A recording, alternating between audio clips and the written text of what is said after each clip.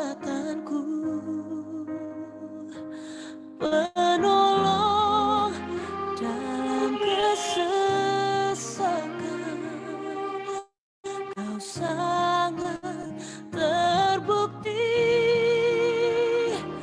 hatiku bersuka memuji namamu, jiwaku bermegah, ku angkat tanganku apapun yang terjadi dalam keadaanku, sukacitaku hanya di dalam-Mu.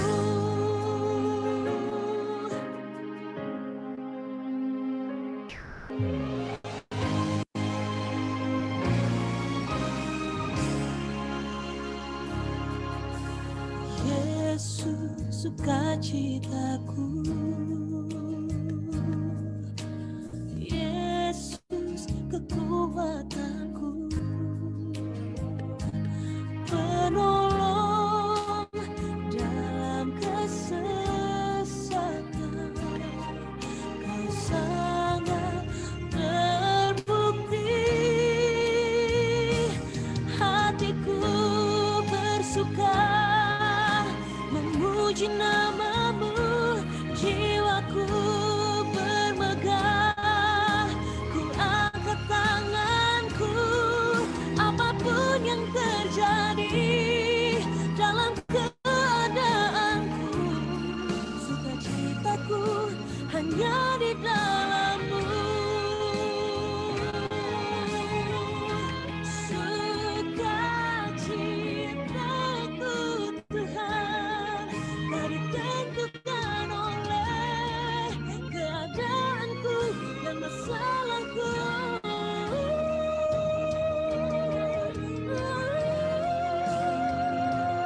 Hatiku bersuka memuji namamu, jiwaku bermegah, ku angkat tanganku apapun yang terjadi dalam keadaanku, sukacitaku hanya di dalam-Mu.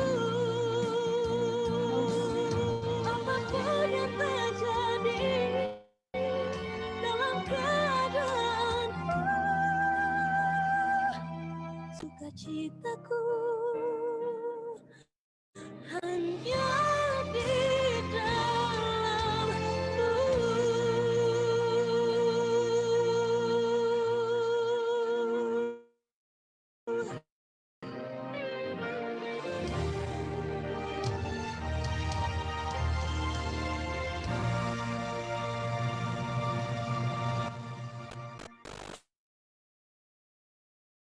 Ya, salam semuanya. Selamat berjumpa kembali dengan saya Doni Yunus dalam Pemuridan Online. Kami mengucap syukur atas sore hari ini kita bisa mulai lebih cepat ya Bapak Ibu. Dan seperti janji saya kemarin, hari ini kita akan bahas mengenai doa bersama tentang kematian daging. Ini menarik. Mengapa? Karena kita sedang meminta pertolongan Roh Kudus untuk menanggalkan dan mematikan setiap karakter lama kita di kayu salib. Dan itu telah dilakukan oleh Tuhan Yesus 2000 tahun yang lalu. Jadi pada dasarnya kita telah mengalami kematian bersama-sama dengan Tuhan Yesus 2000 tahun yang lalu, hingga sekarang kita dihisapkan atau kita masuk ke dalam kehidupan Tuhan Yesus itu pada hari ini dengan berbagai-bagai anugerah yang kita terima dari Tuhan Yesus. Ya, untuk setiap inbox, messenger, telepon, WA, WhatsApp, dan sebagainya yang masuk ke saya belum sempat membalasnya satu persatu. Mengapa? Seperti biasa, saya mesti menyiapkan waktu untuk saat teduh, untuk menyiapkan sore hari ini. Jadi mohon maaf bagi yang belum tempat saya balas message-nya, maaf maklum, saya sedang mempersiapkan bahan ini. Dan bagi Bapak Ibu sekalian, pada sore hari ini juga saya membuka channel terbuka bagi siapapun yang mau bergabung secara Zoom meeting. silahkan Bapak Ibu sekalian bergabung dalam Zoom meeting, termasuk rekan-rekan saya yang sering bergabung di close group. Silahkan hari ini terbuka bagi siapapun untuk masuk di Zoom meeting. Jadi saya sudah kirim link di Facebook saya secara terbuka. Siapapun boleh masuk untuk masuk dan berkomunikasi, berfellowship atau tanya jawab dengan saya. Baik, saya tunggu bagi Bapak Ibu sekalian yang mau bergabung secara langsung. Saya tunggu dan dengan senang hati silahkan bergabung secara langsung bersama-sama dengan kami di dalam Zoom meeting pemerdaan online. Baik, sambil kita menunggu, mari kita berdoa. Haleluya Bapak Surgawi, kami bersyukur dan berterima kasih atas karyamu, atas setiap mujizatmu, atas setiap anugerahmu, kasih karuniamu, kesempatan demi kesempatan yang kami terima, itu adalah pemberian demi pemberian, terutama untuk kami mengerti isi hatimu, untuk kami diampuni segala dosa kami, untuk kami berbuat segala sesuatu yang telah dipersiapkan olehmu, hingga kami menikmati apa saja yang telah Tuhan Yesus kerjakan dalam diri kami. Mari Bapak, Engkau yang menguasai kami dengan pengajaran, dengan hikmat, pengertian, pewahyuan, dan isi hatimu seluruhnya, agar kami menangkap apa yang sedang Kau bagikan pada sore hari ini. Dan Tuhan Yesus, mari kita bangun bersama-sama anak-anak Allah penuh dengan kepenuhan dirimu. Dan dari situ anugerah demi anugerah, pemberian demi pemberian kami terima. Dan kami bersyukur atas setiap hal itu. Dan Roh Kudus buat kami ada dalam damai sejahtera Allah, sukacita dan pengharapan yang baru. Pada sore hari ini juga secara khusus Roh Kudus mengerjakan untuk menanggalkan setiap kami yang lama, pikiran lama, hati lama, karakter lama, semuanya digantung di kayu salib Engkau yang beracara dari awal hingga akhir. Acara ini berkuasa Roh Kudus. Dalam nama Tuhan Yesus kami mengucap syukur, haleluya, amin. Oke. Saya akan mulai dengan satu review bahwa ketika kita menerima anugerah demi anugerah, kita bisa mendapatkannya melalui hidup Tuhan Yesus yang ada di dalam hati kita. Jadi lepaskan segala macam upaya, daya, apapun itu berupa hal-hal yang membuat kita masuk ke dalam orang-orang yang struggling, orang-orang yang berupaya keras, tapi sebetulnya sebagai anak Allah, sebagai seorang Kristen, kita mendapatkan apa saja yang telah Tuhan sediakan. Kita mengikuti jejak Kristus semudah dan sederhana itu. Itu yang saya review hari ini. Dan bersama-sama dengan saya sudah hadir Ibu Megawati Pranoto dari Banten. Shalom, selamat sore Ibu, sama bergabung. Ya, shalom. Nah, barangkali nanti ada yang ikut bergabung juga, silahkan. Yang dari Medan, yang dari Papua, yang dari Pontianak, yang dari Manado, yang dari mana lagi? Yang dari Medan, silahkan bergabung bersama-sama dengan saya ya. Oke, kita akan bahas apa yang akan kita bahas sore hari ini. Bentar, saya akan cari dulu bahannya ya.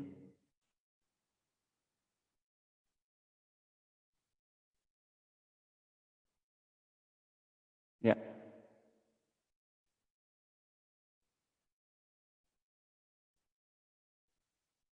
Dalam seri mendengarkan suara Tuhan minggu yang lalu atau bulan yang lalu kita sudah mempraktekkan bagaimana daging ditanggalkan oleh pertolongan Roh Kudus. Namun seri mendengarkan Tuhan, bila kita lanjutkan dengan seri tentang kasih akan semakin indah. Karena di dalam dasar hati kita senantiasa masih ada yang berupa karakter dan tabiat yang lama yang perlu dibereskan. Kalau kita menemukan beberapa hal yang kita akan temukan dalam kehidupan kita sehari-hari, baik suasana, kondisi, bahkan orang-orang. Nah, itu kemudian yang membuat kita menjadi orang-orang yang diuji apakah sudah betul respon kita. Nah, makanya Bapak Ibu sekalian, kita akan masuk ke dalam berbagai macam penanggalan demi penanggalan, karena sebetulnya kita akan senantiasa masuk ke dalam pertolongan Roh Kudus seperti itu. Roh Kudus menolong kita untuk menanggalkan apa-apa saja yang masih membuat kita terhalang di dunia materi. Agar kita sepenuhnya bisa masuk ke dalam kepenuhan Allah atau kepenuhan Kristus atau kepenuhan Roh Kudus juga. Baik, kita akan masuk ke dalam materinya ya. Dan kita semua harus mengetahui prinsip bahwa untuk memperoleh sesuatu, bahwa kita harus melepaskan sesuatu yang lain. Kalau kita mau menerima yang baru, menerima yang lebih besar, kita mesti mengorbankan sesuatu yang lebih anggap kita berharga. Contoh, dalam satu perbincangan saya dengan teman saya, mudah-mudahan orangnya dengar, dia mengungkapkan hikmat yang luar biasa. Ketika kita sedang ngobrol di teras rumahnya, dia bilang sama saya begini, sebetulnya saya memperhatikan hal-hal yang lebih besar. Bukan menginginkan, memperhatikan hal-hal yang lebih besar. Nah, ketika saya memperhatikan hal-hal yang lebih besar, hal-hal yang saya pegang sekarang ini, ada kalanya saya mesti mengorbankan itu semua untuk saya berikan kepada siapapun yang berhak untuk mendapatkannya. Misalnya dia mempunyai karyawan, nah dia memberikan beberapa hal yang dia korbankan untuk karyawan-karyawannya meskipun dalam keadaan misalnya pandemi seperti bulan yang lalu dan sampai hari ini mungkin ada yang begitu. Tapi dia rela mengorbankan sebagian dari apa yang ia punya untuk mendapatkan hal-hal yang lebih besar yang bisa ia dapatkan potensinya. Ia mengorbankan hal-hal yang kecil untuk mendapatkan apa yang terlihat besar dan terlihat lebih berharga. Bapak Ibu sekalian, ternyata itulah kuncinya. Kalau kita mempunyai hal-hal yang besar di luar sana berupa hal-hal yang kita terima diberikan oleh Allah kita berupa anugerah, berupa karunia, berupa kasih karunia, berupa pengalaman hidup bersama-sama dengan Tuhan.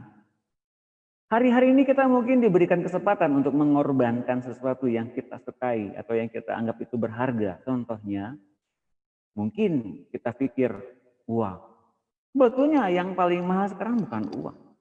Mungkin banyak orang yang beranggapan yang paling mahal sebetulnya sekarang itu uang. Bukan, Bapak Ibu sekalian, yang paling mahal ternyata adalah waktu. Waktu itu nggak bisa diputar ulang. Nggak bisa Bapak Ibu sekalian. Kalau Bapak dan Ibu sekalian melewatkan waktu sedemikian cerobohnya atau kehilangan momen misalnya bersama dengan keluarga, hal-hal yang harusnya lebih manis bersama-sama dengan keluarga kita tinggalkan demi pelayanan, tapi itu nggak bisa balik lagi. Misalnya anak-anak ditinggalkan dalam pelayanan, anak-anak dibiarkan di rumah. Selama itu ditinggalkan anak-anak tumbuh menjadi anak-anak yang kurang lengkap kasih dari orang tuanya. Ketika menjadi besar, mereka akan luka kepada banyak hamba Tuhan. Mengapa? Karena gambaran tentang hamba Tuhan yang ia peroleh dari rumah rusak. Karena orang tuanya sebagai hamba Tuhan tidak memperlakukan dia, mereka sebagai domba-domba Tuhan. Ada kalanya begitu Bapak Ibu sekalian.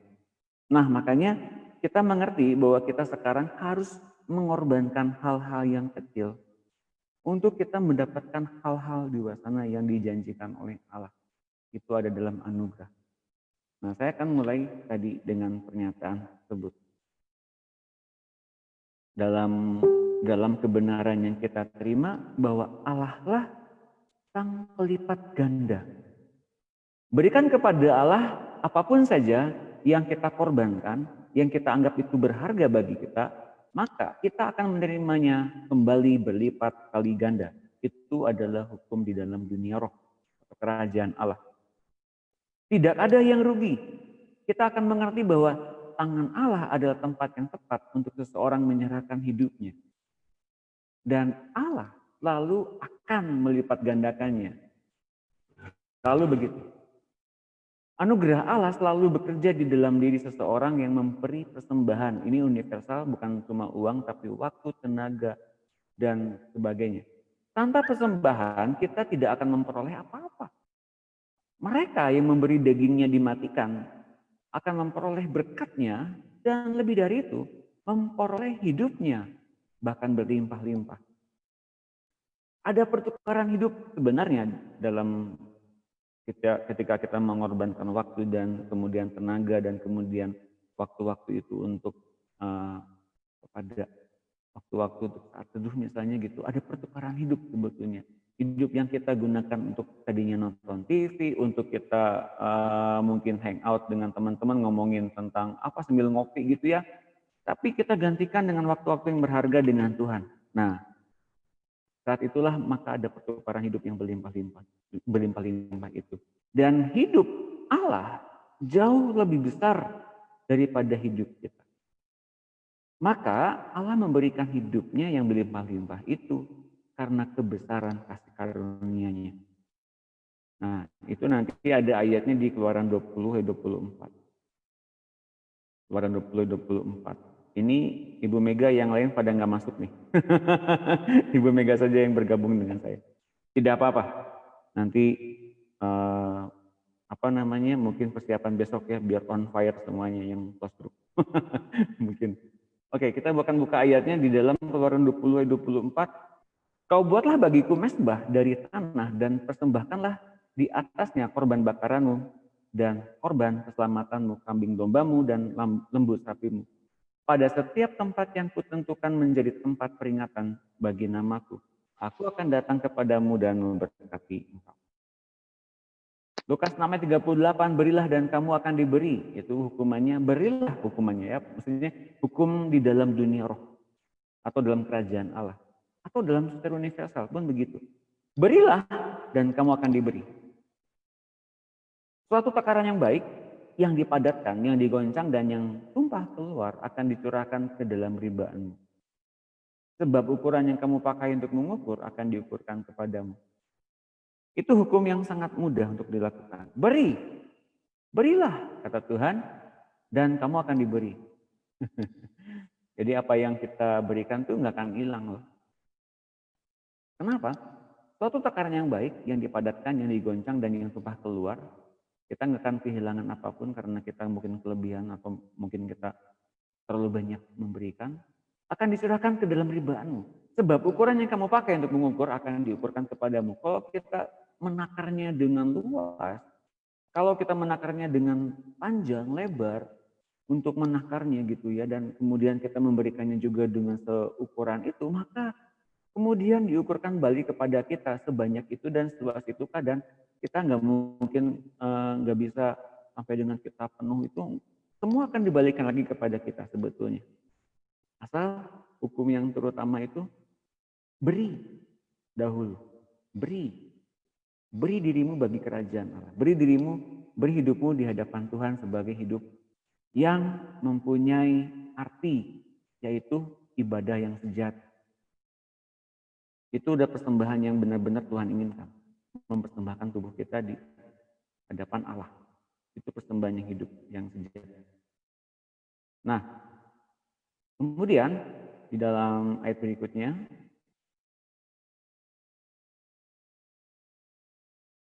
mana tadi?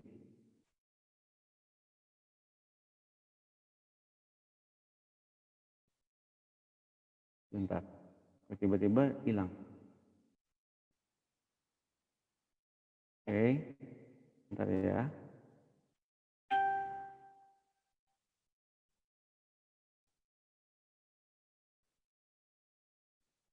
Ya, bentar.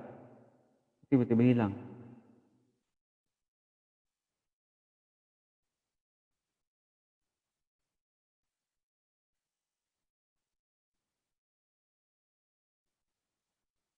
Ya, kelak saya akan membahas juga bagaimana di kerajaan Allah nanti setelah dunia ini berakhir, yang paling bertahan terus-menerus pelajarannya adalah pelajaran soal kasih.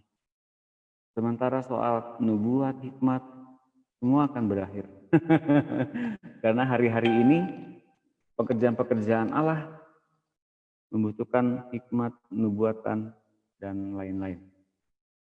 Tapi di kerajaan Allah nanti yang kekal, yang beroperasi lebih banyak dan tinggi nilai pelajarannya adalah pelajaran tentang kasih.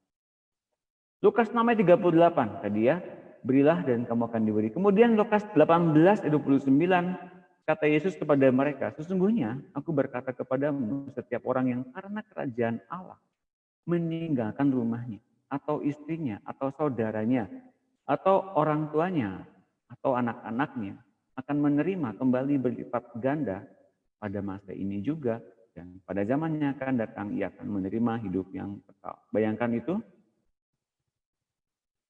Bagaimana kita bisa memperoleh berlipat kali ganda setelah semuanya dilakukan oleh kita, yaitu pergi meninggalkan rumah, istrinya, saudaranya, orang tuanya, anak-anaknya, karena Injil, karena kerajaan Allah. Maka mereka yang melakukan itu semua akan menerima kembali berlipat kali ganda pada masa ini juga. Dalam hal apa? Bayangkan ini ya, rumah, saudaranya, dan bahkan orang tua dan anak-anak. Berlipat kali ganda. Ini bukan ngomongin soal, oh berarti kita pengen hal-hal yang materialistik dong Pak. Bukan, sama sekali bukan. Kalau kita melihat di bab sebelumnya atau di seri sebelumnya, kalau kita diberikan yang begini berlipat kali ganda, anugerah berupa tanah, berupa properti, itu untuk kemudian kerajaan Allah mengembang lewat pelayanan yang Bapak dan Ibu serta saudara-saudariku adakan lewat properti itu. Kerajaan Allah akan sangat diuntungkan bila Bapak dan Ibu sekalian begitu banyak memiliki properti. Untuk apa? Agar setiap orang yang memiliki properti-properti kemudian diberikan keleluasaan oleh Allah untuk mengelola kerajaannya di muka bumi ini. Perhatikan baik-baik kalau misalnya ternyata kita diberikan kesempatan untuk memiliki properti itu kesempatan bagi kerajaan Allah mengembang. Karena setiap hal yang kita dapatkan dari kerajaan Allah tentu saja ada karunia untuk menikmati kekayaan tersebut. Karena kalau tidak diberikan karunia menikmati kekayaan tersebut, yang terjadi adalah hal-hal tersebut dipersiapkan bagi orang-orang yang berbuat kebenaran. Itu ada ayatnya yang pernah kita bahas kemarin. Halo, shalom. Ibu Monica dari Medan, Pak Jeff dari Ambon, dan halo, kembali Ibu Mega dari dari Banten. Ya, saya tidak sendirian, ada 3 saudara-saudari yang bersama-sama dengan saya. Saya senang sekali. Terima kasih ya sudah menemenin. Yuk kita lihat deh bahannya ya. Siapa yang mau baca buat kita semua di dalam Yohanes 12 ayat 24. Ibu Monica bisa baca.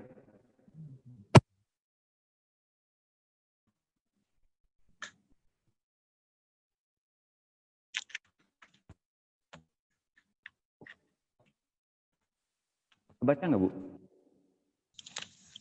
Oh ya, oke. Yohanes 12 ayat 24. Sesungguhnya aku berkata kepadamu, jika biji gandum tidak jatuh ke dalam tanah dan mati, ia tetap satu biji saja. Tetapi jika ia mati, ia akan menghasilkan banyak buah. Nah, ini bisa diterjemahkan begini, mengapa ini soal biji gandum yang mesti jatuh ke dalam tanah dan mati? Kalau tidak mati dan tidak masuk ke dalam tanah, maka gandum tersebut hanya satu biji saja. Namun jika ia mati, kemudian ia akan menghasilkan banyak buah. Mengapa? Kira-kira mengapa? Ada yang tahu?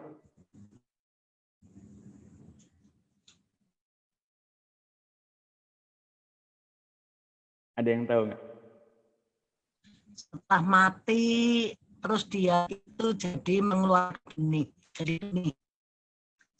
benih, terus akhirnya benih itu tumbuh, terus tumbuh, berbuah, dan dari satu itu akan menjadi banyak.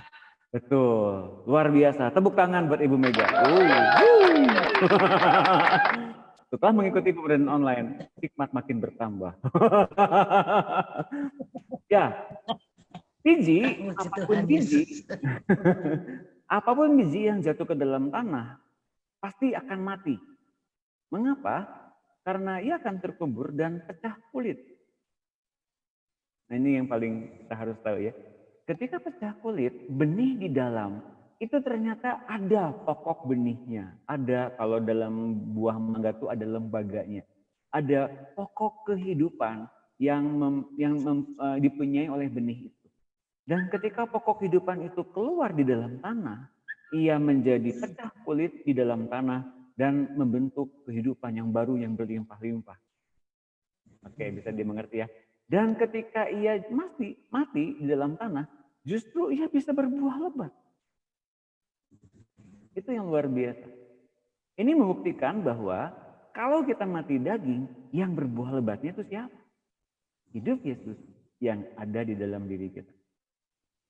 Ini keren banget perumpamaan yang dari Tuhan. Makanya kita akan kembali lihat dalam Alkitab yang akan kita buka.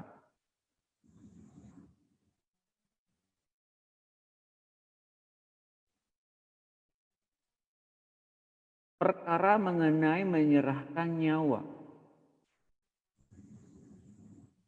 Di dalam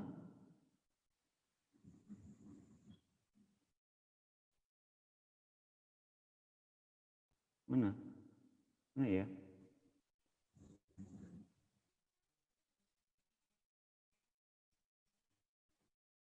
Nah, loh, bentar.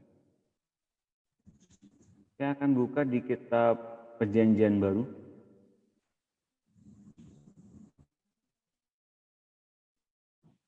Nah, loh, mana ya? Bentar, saya akan cari dulu ayatnya yang paling tepat. Memang ada beberapa ayat yang tentang ngomongin soal nyawa, tapi ada yang lebih tepat dari itu.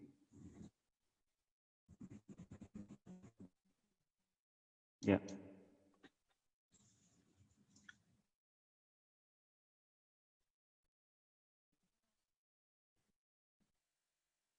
Mana ya? Nah ini, bentar.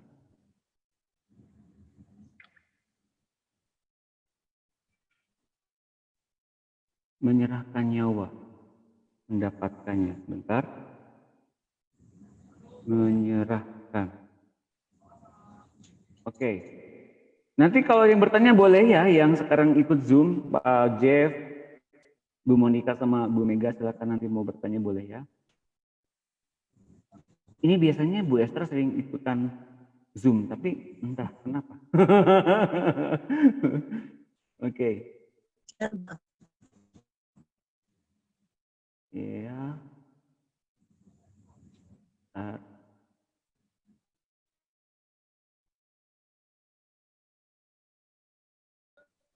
Oke, kita lihat dulu.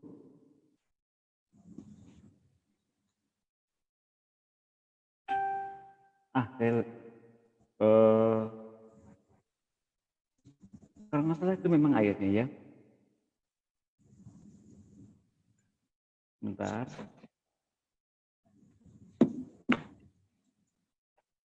Ya.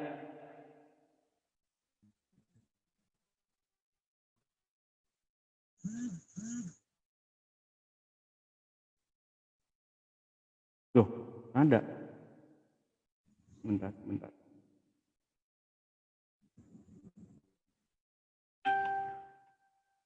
Ya. Mereka yang hidup menurut prinsip kebahagiaan. Kita akan lihat lagi kembali di monitor. Saya akan bagikan di monitor deh. Biar semua orang bisa membaca. Nih.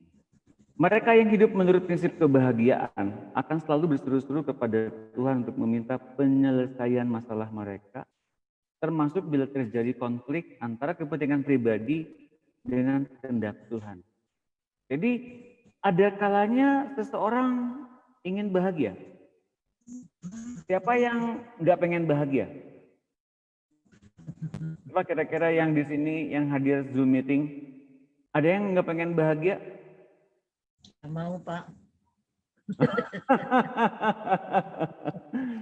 Pasti semuanya ingin bahagia ya, betul. Nah tapi kebahagiaan itu ada di dalam nyawa kita. Biasa jadi cara pandangnya, cara dapetinnya berbeda dengan cara Tuhan berikan kebahagiaan. Itu lewat sukacitanya, lewat joy, yang diberikan oleh Tuhan. Ya. Nah, tapi banyak orang mencari dengan cara yang menurut mereka benar bahagia, akhirnya nggak dapat. Misalnya, mencari kebahagiaan lewat pernikahan. Lalu ingin membuat dirinya sendiri bahagia lewat pernikahan, dan pasangannya pun ingin cari bahagia juga. Maka kalau mempunyai dua norma yang berbeda, akan terjadi perbenturan yang pendapat yang berbeda, prinsip yang berbeda, maka adanya pasti tegangan dalam berpendapat. Apakah bisa bahagia demikian? Kalau demikian, sukar dapat kebahagiaan. Mengapa? Mengapa? Karena di dua-duanya mempunyai kesamaan, sama-sama egois. Sama-sama egois untuk mendapatkan kebahagiaan. Oke. Nah, apa yang perlu kita lakukan kalau dua-duanya sama-sama mencari kebahagiaan? Ingat, kehidupan Kristus adalah soal penyerahan diri. Termasuk Tuhan Yesus pun menyerahkan dirinya kepada Bapa untuk kemudian Ia menyerahkan nyawanya bagi kita semua. Sebetulnya yang terjadi adalah Ia menyerahkan diri, bahkan nyawanya bagi kita. Tapi kita cenderung mempertahankan nyawa untuk kemudian kita dengan cara-cara kita bisa mempunyai kebahagiaan menurut cara pandang kita. Ini yang menjadi halangan untuk kita bertumbuh secara rohani, secara pertumbuhan dengan benar di dalam Tuhan. Maka kita akan lihat kembali ke dalam materinya.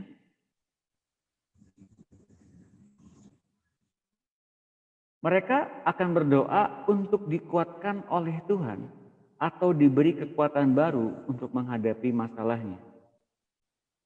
Tetapi mereka yang benar mengerti arti anugerah akan mengerti bahwa di mana ada konflik antara dirinya dan kepentingan Tuhan, ia rela agar akar konflik itu yang pasti adanya di dalam dagingnya boleh dimatikan dan dicabut dari dalam dirinya sehingga konflik berhenti dan mengikut Tuhan dengan sejahtera. Ini adalah kasih karunia. Jadi doanya itu bukan Tuhan kuatkan aku dalam menghadapi masalah ini, tapi Tuhan matikan daging, matikan keinginan, angkat keinginanku dari dalam diri. Keinginan untuk bahagia, keinginan untuk mendapatkan keamanan versi kita, keinginan untuk mendapatkan kenyamanan versi kita. Semuanya mesti merelakan diri untuk diambil. Dengan demikian kita menjadi orang yang sedang masuk ke dalam tanah dan mematikan kedagingan kita. Akhirnya di dalam tanah itu, di dalam baptisan itu sebetulnya kita bertumbuh untuk berbuah lebat dengan cara Kristus dan kerajaan Allah. Ya, sekarang mengerti ya, kalau kita sekarang mempunyai kasih seperti itu, maka kita mesti relakan diri, kita mesti mematikan ego kita masing-masing.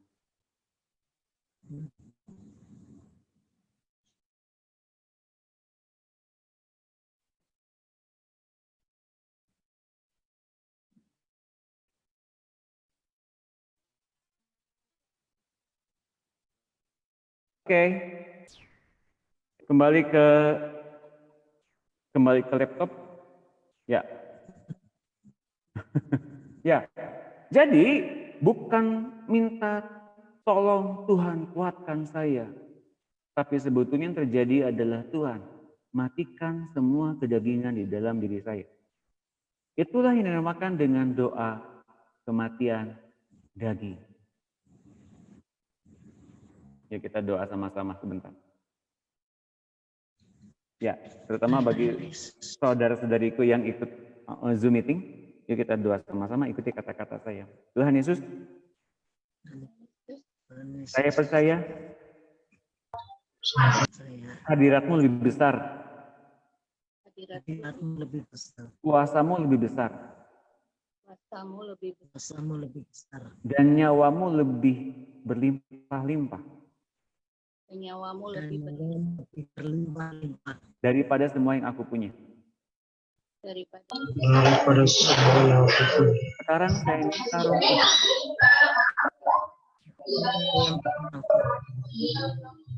tanggalkan semua kedagingan saya dan kuburkan saya dengan baptisan kematian dan kuburkan saya dalam baptisan kematian sama-sama dengan Tuhan Yesus. sama-sama dengan Tuhan Yesus. Saya bangkit Saya bangkit dengan hidup yang baru baru dan dengan pertumbuhan yang sejati dan dengan pertumbuhan sejati dari nyawanya Tuhan Yesus. dari nyawanya Tuhan Yesus. Aku bersyukur dan berterima kasih. Aku bersyukur dan berterima kasih. Amin. Nah, itu kebenarannya Bapak Ibu sekalian. Itu kebenarannya bahwa kita sekarang sedang hidup menurut nyawanya Tuhan Yesus. Nah, coba kita lihat ayatnya sekarang di dalam Roma 8 ayat 13. Itu kebenarannya.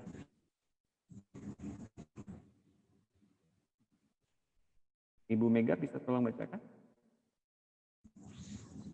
Roma 8 Ayat 13. sebab Roma 8 ayat 13 sebab jika kamu menurut daging kamu akan mati. Tapi jika oleh roh kamu mematikan perbuatan-perbuatan tubuhmu, kamu akan hidup. Nah, coba definisikan Bu Mega. Ayat yang tadi Ibu Mega baca. Apa kata Bu Mega? Seperti kalau kita hidup dengan keinginan daging, kita akan mati karena daging itu akan mati. Tetapi jika oleh roh kamu mematikan perbuatan-perbuatan tubuhmu, kamu akan hidup. Jadi di sini kita harus roh kita itu harus melawan keinginan daging supaya kita mendapat kemenangan untuk di dalam roh. Ya, benar. Tapi yang lebih tepat adalah gini. Tetapi jika oleh rohnya besar, kamu mematikan perbuatan-perbuatan tubuhmu, kamu akan hidup. Yang di sini yang aktif melakukan mematikan perbuatan-perbuatan daging itu adalah Roh Kudus yang diberikan keleluasaan oleh kita untuk bertindak, menanggalkan dan mematikan kedagingan kita di kayu salib yang kita pikul setiap hari masing-masing. Jadi bicaranya gini, Roh Kudus, silakan kau tanggalkan semua pikiran-pikiran saya untuk marah, untuk emosian, untuk saya menjadi orang yang gak sabaran. Ini semua tanggalkan saja dari nyawa saya, dari jiwa saya. Mengapa bukan roh? Mengapa bukan roh? Siapa yang tahu? Karena roh yang kita terima itu adalah roh yang sempurna. Dari roh Tuhan sendiri. Artinya yang perlu diperbaiki itu adalah bagaimana kita percaya kepada roh Tuhan yang lebih hidup. Dan kemudian jiwa kita mampu menerima apa yang dinyatakan oleh roh Tuhan yang berbicara kepada hati kita di dalam roh kita. Sekali lagi ini soal fellowship kita dengan Tuhan ya. Fellowship dengan Tuhan itu ditandai dengan roh kita, jati diri kita itu roh kita ya. Kemudian manunggal atau dibaptis oleh Roh Kudus agar menyatu dengan Tuhan Yesus menjadi ciptaan yang baru. Dan ketika kita menjadi ciptaan yang baru, pada intinya roh kita dan roh Tuhan itu menyatu dalam satu persekutuan. Nah, tetapi jiwa kita seringkali nggak nerima, banyak yang menyangkal atau bahkan dengan logika sendiri, dengan cara pandang yang berbeda. Mana mungkin sih? Oh gitu ya. Nah, lalu kemudian ditambah lagi dengan nyawa kita yang masih menyimpan memori-memori dari perjalanan kita di masa-masa lampau sebelum kita bertobat, sebelum kita lahir baru. Itu masalahnya. Jiwa dan nyawa yang seringkali bentrok melawan roh. Kita mesti membiarkan tunduk pada roh Tuhan yang ada di dalam diri kita. Roh Kudus silakan engkau ambil pikiran-pikiran buruk saya tentang kuasa Tuhan. Biarkan dia mengambil. Kalau dengan perbuatan kita sendiri, misalnya ngebatin gitu. Ya apa yang diomongin? Pokoknya saya ingin berbuat baik Pak. Kayak gimana berbuat baik? Pokoknya saya ingin berbuat baik Pak. Pokoknya gitu deh berbuat baik. Akan ada ujungnya kita akan terbentur pada berbagai macam halangan demi halangan. Di antaranya adalah ketidakmampuan kita untuk menanggulangi dosa. Enggak akan bisa. Nah, dosa muncul karena ada hawa nafsu dan keinginan. Kalau kita nggak punya keinginan dan hawa nafsu, maka dosa itu nggak bisa muncul. Karena yang kemudian lebih hidup di dalam roh kita adalah instruksi demi instruksi untuk kita berbuah lebat senantiasa oleh Roh Kudus dan Roh Tuhan Yesus. Kalau kita kerjakan itu terus-menerus, dikatakan dalam Alkitab ini, Roma 8 ayat 13 tadi, maka kamu akan hidup.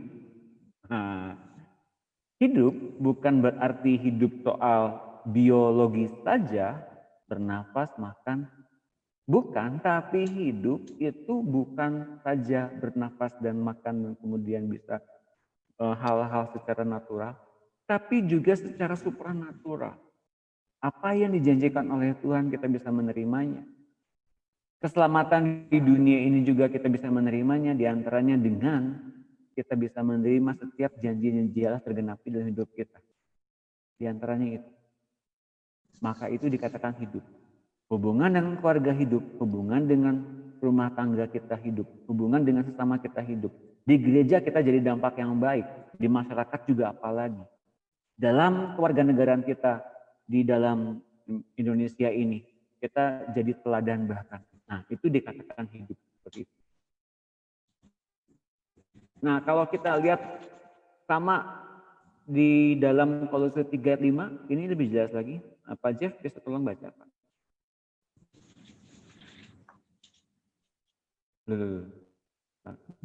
Bentar. Kurang pas. Kolose 3 ayat 5. Kolose berapa, Pak? Kolose 3 ayat 5.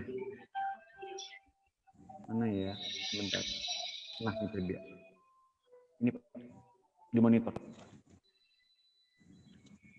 Kolose 3 ayat 5.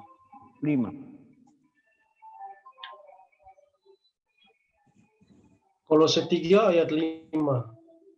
Manusia baru. Karena itu matikanlah dalam dirimu segala sesuatu yang duniawi, yaitu percabulan, kenajisan, hawa nafsu, nafsu jahat, dan juga keserakahan, yang sama dengan penyembahan berhala. Ayat 6.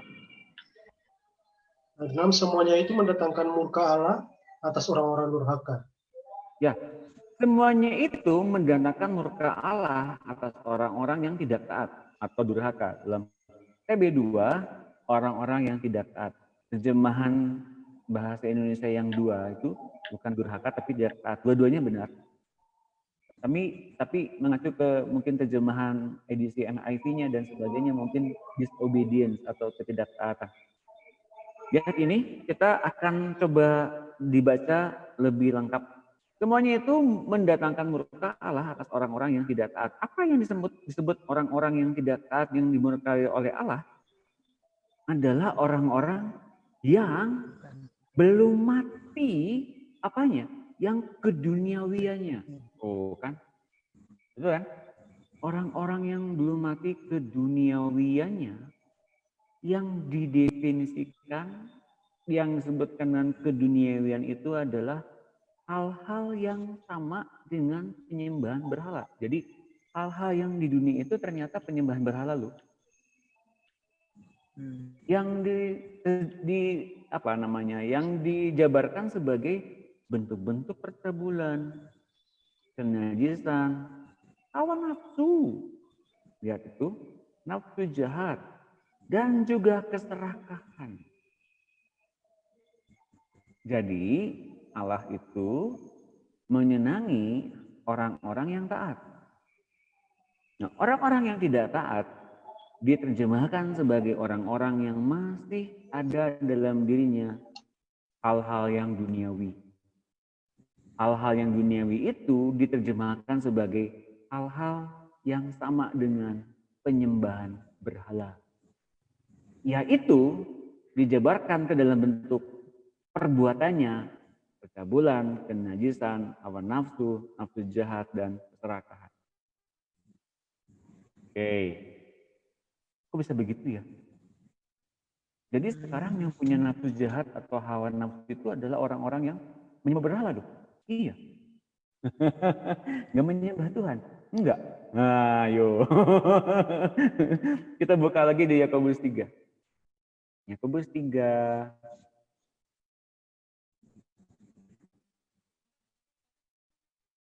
Ayat, bentar. Saya akan cari di dalam Alkitabnya. Yakobus 3 ayat 8 tuh pasti. 15 kalau nggak salah ya. Yakobus 3 ayat 15. Misalnya gitu ya. Nah, benar kan?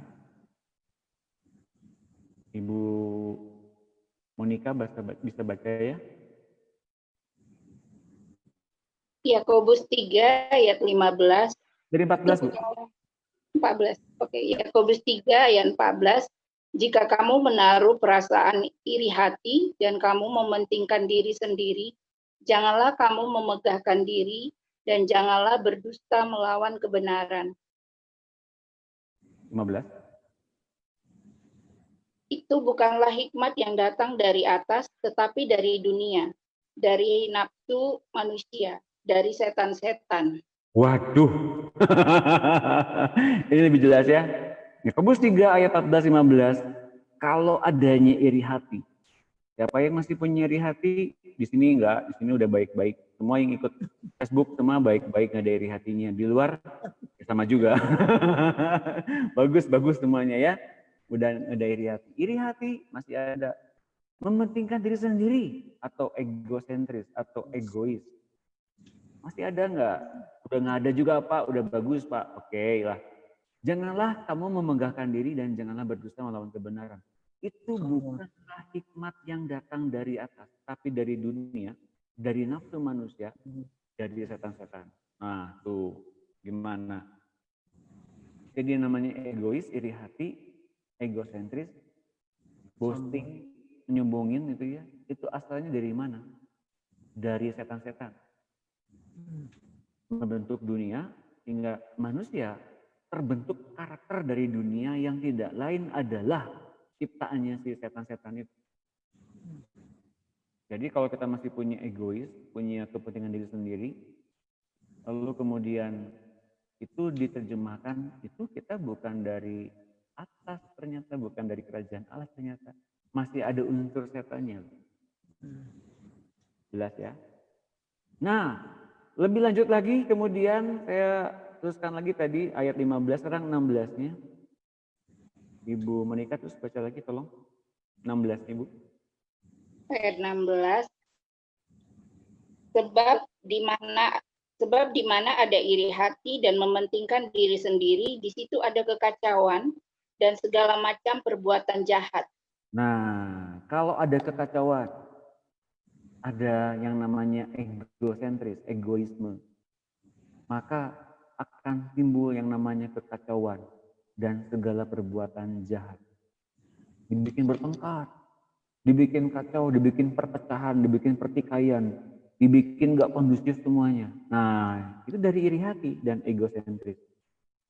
Tapi berlainan dengan itu, kalau datangnya dari kerajaan Allah, berupa hikmat yang betul-betul dari Allah. Nih, coba kita lihat. Ibu Mega, tolong baca boleh? 17-18. 17-18. Ya. Tetapi hikmat yang dari atas adalah pertama-tama murni. Selanjutnya pendamai, peramah, penurut, penuh belas kasihan, dan buah-buah yang baik, tidak memihak dan tidak munafik. 18. Dan buah yang terdiri dari kebenaran ditaburkan dalam damai untuk mereka yang mengadakan damai. Nah, di dalam kekacauan, adakah orang-orang yang mengadakan perdamaian? Ada. Di tengah-tengah dunia gelap ini, siapakah yang hendak mengadakan perdamaian? Siapa yang hendak mengadakan perdamaian? Ayo, yang disebutkan orang-orang yang mengadakan damai adalah anak-anak Allah.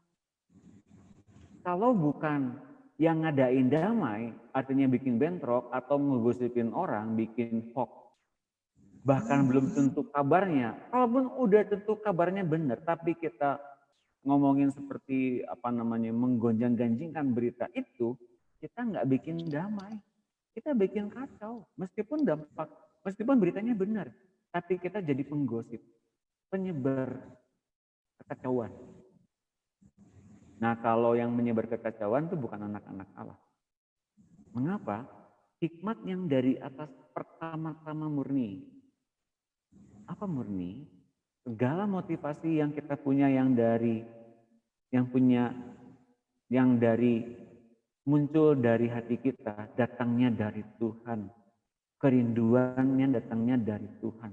Apapun diperuntukkan hanya untuk Tuhan. Kita tidak boleh mengambil bagian apapun dari apapun pekerjaan-pekerjaan Tuhan yang ada di hati kita. Karena bagian-bagian kita sudah ditentukan oleh Tuhan, tenang saja. Sudah ada setiap hal yang sudah dipersiapkan oleh Tuhan. Tapi tentang penghormatan, tentang kemuliaan, tentang peninggian, itu bagiannya Tuhan. Bukan bagian kita untuk ninggiin diri. Nah, kalau kita kemudian datang dari hikmat dan kita menerima responnya baik, kemudian kita setelah hati kita dimurnikan terus-menerus sampai mencapai yang namanya ketulusan, kita kemudian menjadi orang-orang yang pendamai, ramah, penurut, penuh belas kasihan, dan buah-buah yang baik. Ini adalah latihan menumbuhkan buah. Karena sebetulnya biji yang tadi kita bilang masuk ke dalam tanah dan mati, itu karena tubuh dosa kita mati, dan yang muncul kemudian dari kematian itu adalah buah roh yang ini. Buah roh muncul kalau tubuh dosa kita mati total oleh pertolongan Roh Kudus. Kemudian kita menjadi orang yang dibilang sebagai orang yang punya kebenaran dan keadilan, karena kemudian kita tidak memihak dan tidak munafik. Dan ini yang paling penting setelah itu, dan buah yang terdiri dari kebenaran ditaburkan dalam damai.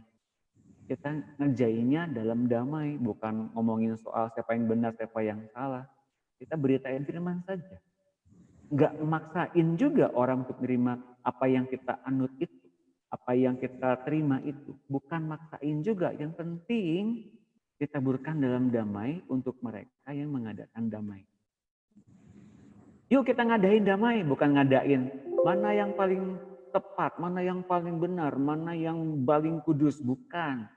Kita ngadain damai dulu deh dengan hati yang murni. Oke, nangkep ya?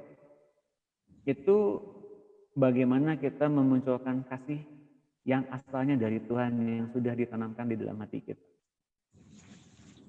Oke, sampai sini nangkep? Ada yang pertanyaan? Yang di Zoom, saya kasih kesempatan untuk bertanya loh, bebas. Sesuai dengan bahan yang kita bahas hari ini.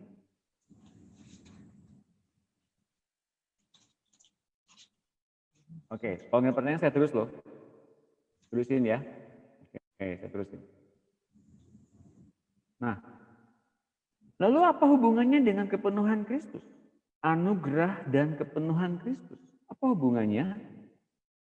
Nah, bahwa ternyata yang disebutkan hubungan dengan kepenuhan Kristus itu adalah bagaimana kita merespon Tuhan yang ada di hati kita yang lebih hidup dan lebih berhak untuk memunculkan kehidupannya. Bagaimana kepenuhan itu terjadi dan bagaimana itu muncul berlimpah-limpah. Yang paling penting adalah begini. Kita harus tahu persis dengan sungguh-sungguh. Bukan kata orang, bukan kata doktrin, bukan. Tapi kita benar-benar tahu Tuhan sedang mimpin kita kemana arah kita bertumbuh. Terutama harus kita ketahui bahwa semua yang Allah miliki berkenan diam di dalam diri Tuhan Yesus Kristus. Ya, semua hal yang Ia punya adalah yang Bapa punya, semuanya tanpa terkecuali. Dapat dibayangkan seperti sebuah adonan kue yang utuh. Lalu diambil sebagian kecil daripadanya, potongan kecil itu memiliki semua yang ada di dalam adonan yang besar. Hanya ukurannya lebih kecil sedikit. Dan bila Tuhan Yesus membuka mulutnya dan berfirman, ia menghasilkan sesuatu ciptaan yang sampai pada ukuran tertentu memiliki sifat-sifat serupa dari induk adonan itu. Memiliki hikmat Allah. Jadi yang Tuhan ciptakan berupa bulan, matahari, sorga, neraka. Semuanya itu berdasar dari rangkaian hikmat Allah Bapa. Dan hal-hal di dalam alam roh adalah serupa dengan hal-hal yang di alam materi. Bahkan di alam materi itu adalah gambaran apa yang ada terjadi di dalam alam roh. Hanya mekanismenya berbeda dalam beberapa hal, namun polanya tetap sama. Sekali kita memahami mekanismenya di alam materi, dapat kita bayangkan sistem yang sama akan ditemukan juga olehmu, oleh kita semua di dalam alam roh. Contoh. Apa yang sedang kita pelajari pada hari ini ada contohnya? Ada.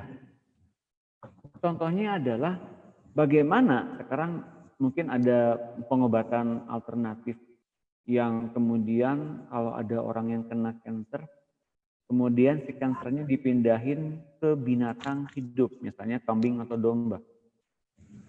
Ada yang begitu. Yang begitu-begitu tuh ada. Ada praktek seperti itu, ada. Berhasil. Saya rasa bisa saja. Mengapa bisa? Karena sebetulnya yang terjadi pada zaman dulu ada satu ritual yang Tuhan perintahkan kepada orang Israel melalui domba Azazel. Ada 2 ekor kambing. Ada 2 ekor kambing dan domba. Yang satu ditumpangin tangan untuk memindahkan dosa-dosa bangsa Israel ke kambing itu, kemudian dengan cara Tuhan mengampuni si kambing itu dilepaskan ke padang gurun. Dan Tuhan memberkati domba yang satu, kemudian Tuhan memberikan berkat kepada bangsa Israel, pelambangannya lewat domba itu. Dan itu ternyata dicontek, diduplikasi oleh orang-orang yang ngerti tentang dunia roh. Bahwa ternyata ada mekanisme seperti itu di dunia roh. Dicontek. Gitu ya. Wow, itu betul-betul coba nanti baca di Alkitab tentang domba Azazel. Bagaimana ternyata praktek seperti itu bisa dilakukan. Bisa. Tapi memang awalnya dan selalu butuh iman untuk melakukannya. Terutama bagaimana kita bisa menggambarkan iman itu dalam bentuk satu lukisan dan kemudian menjadi satu hal yang bukan lagi abstrak tapi nyata di dunia materi. Misalnya, banyak dari seniman-seniman yang kemudian mereka sebelum menggambarkan, mereka sudah merekayasa di dalam pikiran mereka gambarnya akan seperti begini. Atau seorang arsitek, dia punya gambaran tertentu tentang rumah yang ingin dibangun oleh si pemilik rumah. Desainnya gimana Pak? Tolong gambarin. Oh Ibu pengennya gimana? Saya pengennya gini. Lalu dia bisa menggambarkan dalam alam pikirannya. Dan kemudian digambarkan dalam bentuk sketch. Lalu kemudian yang begini Bu, iya betul yang begitu. Sebelum digambarkan dalam bentuk sketch dan dimanifestasikan dalam bentuk bangunan, seorang seniman dan arsitek menggambarkannya di dalam pikirannya sendiri. Itu dunia roh. Nah, bagi teman-teman dan rekan-rekan serta Bapak Ibu sekalian yang tergabung di close group, besok saya akan bagikan itu. Yeah. Asik ya. Latihan bernubuat. Kok gampang banget Pak sepertinya? Emang mudah kok. Sekarang yang bikin mudah itu gimana? Ada Tuhan Yesus yang ada di hati kita. Dia yang ngomong. Ini ayatnya nih. Kan jadi tertarik ya. Yuk kita buka ayatnya yuk.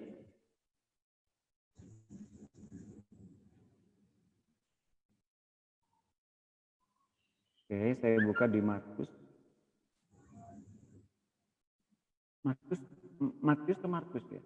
Markus 7.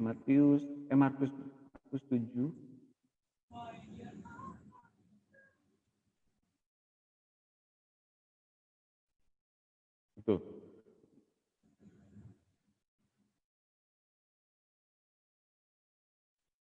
Markus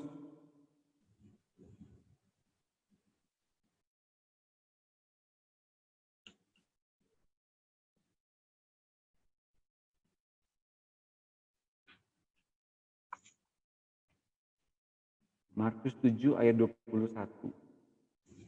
Ya. Siapa yang mau bacain tolong? Pak Jeff, boleh Pak Jeff?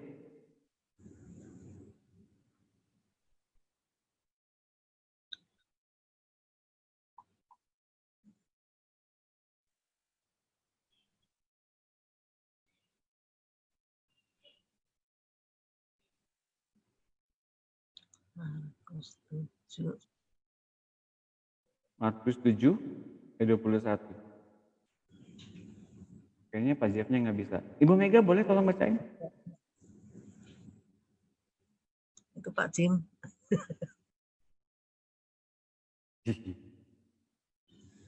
Markus 7 ayat 21.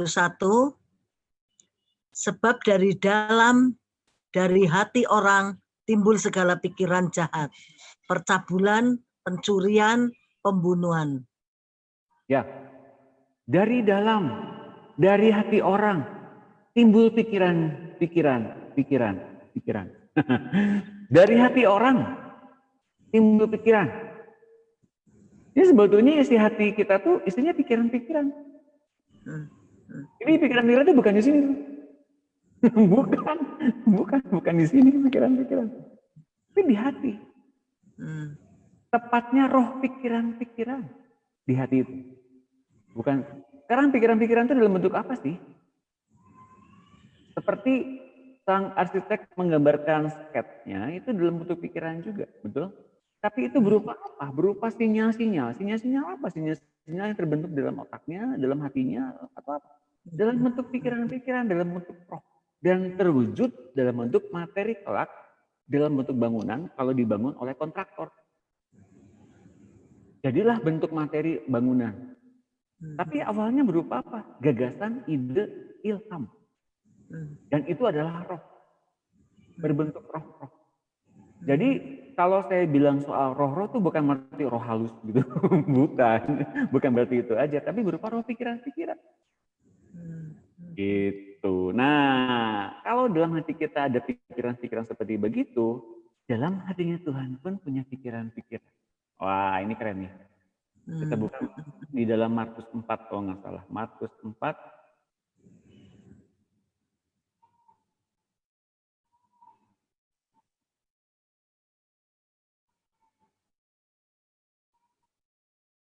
Markus 4 kalau nggak salah ya. Coba kita lihat benar nggak? Oh.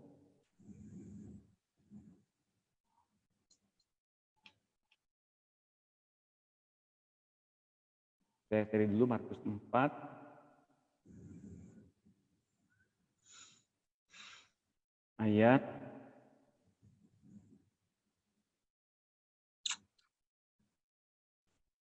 mana ya? Bentar, saya cari dulu. Memikirkan. Oh, bentar. Memikirkan hatimu. Rasa. Oke, nah betul. Matius 9 ayat 4.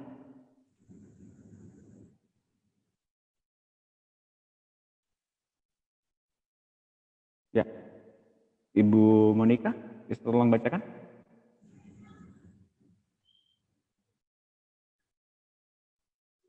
Matius 9 ayat 4. Ya. Tetapi Yesus mengetahui pikiran mereka, lalu berkata, mengapa kamu memikirkan hal-hal yang jahat di dalam hatimu? Oke, ini kurang jelas kalau ayat itu. Saya akan mencari ayat yang lain.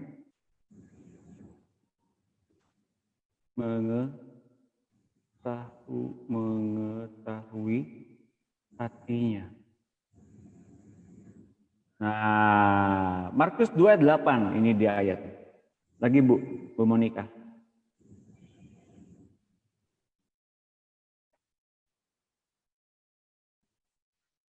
Tetapi Yesus segera mengetahui dalam hatinya bahwa mereka berpikir demikian. Lalu ia berkata kepada mereka, mengapa kamu berpikir begitu dalam hatimu? Coba terjemahkan tuh Bu Monica ayat ini dengan bahasa yang dimengerti oleh Ibu. Berarti mereka itu ada mempunyai pikiran-pikiran Ya. sebelumnya gitu. Ya. Jadi Yesus bertanya, mengapa kamu berpikir begitu di hatimu?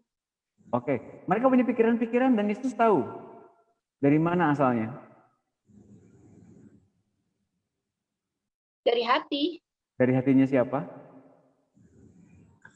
Sebelumnya itu hatinya manusia itu. Loh, coba baca lagi. Coba baca lagi. Ayat sebelumnya. Tetapi Yesus segera mengetahui dalam hatinya bahwa mereka berpikir demikian. Lalu ia berkata kepada mereka, mengapa kamu berpikir begitu dalam hatimu? Hatinya, berarti hati Yesus sendiri. Iya, jadi Yesus punya hati yang bisa memberikan informasi kepada dia bahwa hati itu bisa tahu isi hati tiap orang.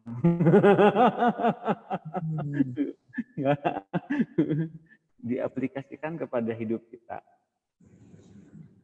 Diaplikasikan kepada hidup kita. Kalau kita punya Yesus yang ada di hati kita, dia pun punya hati yang menyatu dengan hatinya kita, asal jangan kita dengar hati yang lama aja, hati lama yang kita punya. Bahwa hatinya Yesus pun punya rahasia banyak hal tentang isi hati orang. Tentang pikiran-pikiran orang. Bahkan tentang rencana-rencana Allah. Kita punya isi hatinya. Kita banyak dengar isi hati Tuhan Yesus saja. Pasti nanya sama saya, caranya gimana Pak? Nah itu yang tadi saya bahas dari bulan Maret. Bulan Maret, April, Mei, Juni. Baca lagi aja, dengerin lagi tuh. Semua online-nya di YouTube. Gitu ya. Nanti lakukan lagi semuanya, nanti kita akan tahu. Betul-betul dibukakan rahasianya oleh Tuhan yang ada di hati kita. Karena ia adalah Tuhan yang menciptakan langit dan bumi, menciptakan segala sesuatu. Asik ya? Nah, itu salah satu materi yang akan saya bagikan besok di kelas grup. Yeay. biar penasaran. Ya, mengerti ya? Coba. Yang kayak gitu baru dapat ya? Iya. Jadi kita bisa tahu rahasia-rahasia yang masa akan datang itu dari hatinya Tuhan. Yang ada di hati kita masing-masing. Oke, ada pertanyaan?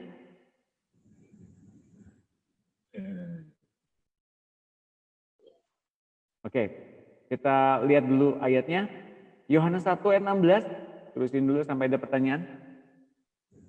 Yohanes 1 ayat 16. Karena dari kepenuhannya kita semua telah menerima anugerah demi anugerah. Nah itu ya. Karena dari kepenuhannya kita tuh diberikan setiap hari loh. Mengapa kepenuhannya ngaruh banget dengan anugerah? Karena apa yang telah dilakukan Tuhan selama dia hidup di muka bumi ini yang merintis jalan sampai dengan terbuka banget ke sorga sana.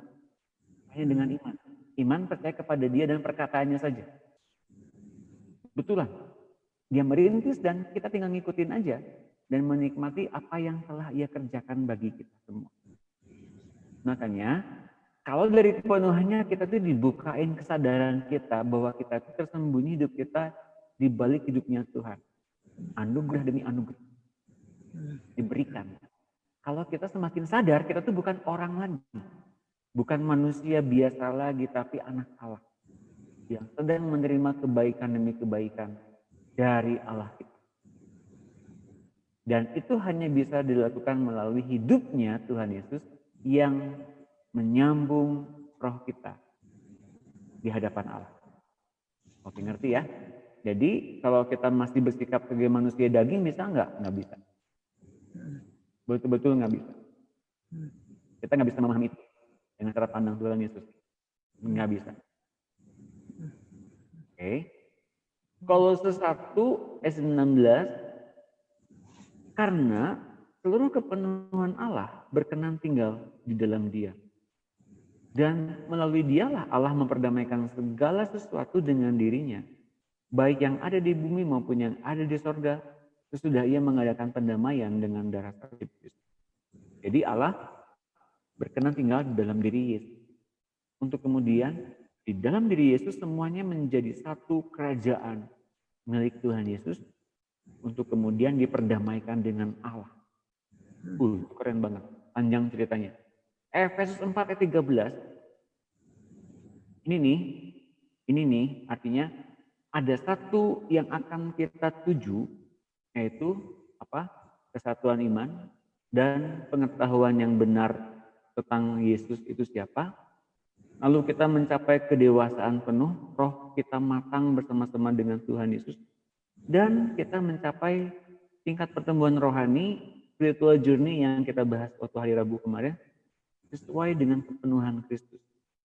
Nah, kita baca ayatnya, Efesus 4 ayat 13.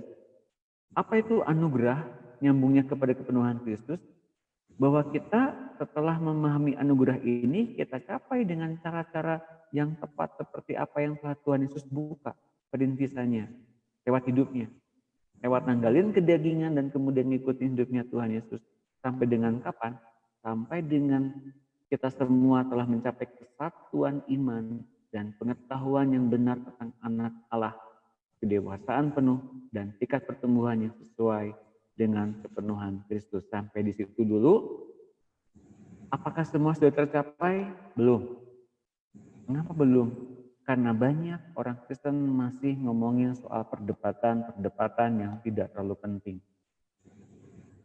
Contoh, baptis selam dan baptis petik, mana yang paling kudus, yang paling alkitabiah? Kalau ngomong soal alkitabiah, tentu baptis tenggelam di dalam baptisan. Bukan soal selamnya. Baptisan yang disebutkan itu sebagai baptisan kematian tubuh dosa. Roma 6 ayat 6-11. Kemudian kita hidupku bukannya aku lagi. Jadi dari baptisan itu kita menjadi manusia baru dengan ciptaan yang baru. Itu alkitabiah. Tapi ada kalanya orang yang mengalami baptis petik saja sudah mengalami kematian tubuh dosa. Ada yang begitu. Atau ada juga orang yang mengalami baptisan kematian, tapi dagingnya masih hidup. Juga masih banyak yang seperti itu. Jadi, yang paling tepat adalah apa? Sampai dengan kita mengalami yang dinamakan dengan sehingga kita bukan lagi anak-anak yang diombang-ambingkan oleh berbagai angin pengajaran, oleh permainan palsu manusia dalam pendidikan mereka yang menyesatkan. Kita bukan lagi anak-anak yang bisa disesatkan oleh pengajaran-pengajaran di luar sana. Karena hati kita itu sudah memiliki hatinya Kristus dan mendengar dia bicara saja. Di dalam nanti pengadilan hamba-hamba akan ditanya bukan soal dari mana gerejanya, jemaat siapa kamu datang ke sini, pakai gereja apa, nggak ada. Mana buahnya? Ketika dibakar oleh api, tetap nggak bertahan seperti emas keluarnya. Kalau seperti dibakarnya kemudian wujudnya seperti rumput, seperti barang-barang yang mudah terbakar, tentu akan hangus terbakar, selamat. Cuman nggak ada upah bagi kerajaan Allah. Nggak ada apa-apanya. Sayang kan sudah masuk ke surga, tapi kemudian ketika pekerjaannya dibakar oleh api hangus. Nah, bagaimana agar tidak hangus? Kita mesti betul-betul tenggelam dalam hidupnya Tuhan Yesus, dalam baptisan kematian itu, agar kemudian kita hidup dengan hidup yang dituntun oleh Tuhan senantiasa oleh anugerahnya setiap hari, agar kemudian kita mencapai kepenuhan Kristus, matang secara rohani dan tidak diombang-ambingkan dengan berbagai macam ajaran di luar sana. Nah, kalau sudah situ akan terjadi banyak pertentangan, bisa saja. Apakah Tuhan izinkan terjadi? Izinkan terjadi. Mengapa bisa begitu? Mengapa bisa terjadi ada yang begitu? Karena kemudian ingat perumpamaan tentang lalang dan gandum. Ada dua perumpamaan di sini yang harus saya jelaskan tentang lalang dan gandum. Yang ditaburkan adalah soal gandum. Baru kemudian lalang. Pas udah ditaburkan tentang gandum, ditaburkan oleh malaikat-malaikat, kemudian mereka melihat, oh ada lalang yang tumbuh. Tuhan, itu ada yang menaburkan lalang. Gimana kalau kita cabut? Siapa yang melakukannya? Musuh yang melakukannya. Jangan kau cabut. Nanti kalau kamu cabut, gandumnya juga akan cabut. Nanti mati. Jadi gimana dong? Biarkan mereka tumbuh bersama hingga hari penuaian tiba. Tuhan biarkan tetap tumbuh yang namanya lalang. Tapi yang namanya lalang nggak pernah membiarkan gandum berhenti bertumbuh. Dua-duanya tumbuh. Dan yang akan disabit duluan apa?